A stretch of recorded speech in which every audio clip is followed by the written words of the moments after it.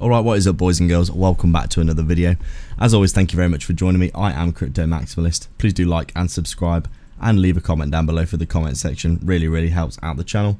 And with all that being said, we are taking a quick look at Polygon on the daily time frame. As you can see then, Polygon's still looking very oversold in this local area.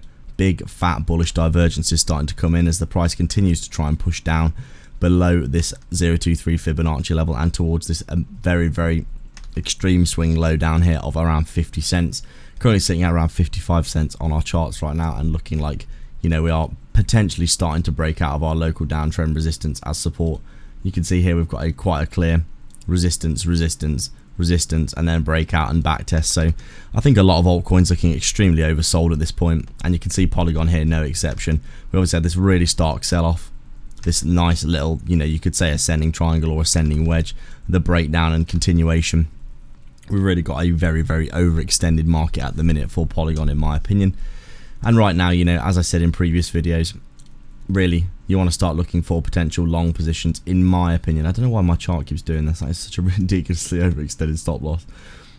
In my opinion, when you're looking to take trades, and this is just my opinion, obviously not financial advice at all, when you're looking to take positions, you want to be looking at markets that have basically been extended in one direction for a long period of time, and there's quite a good likelihood that they will reverse.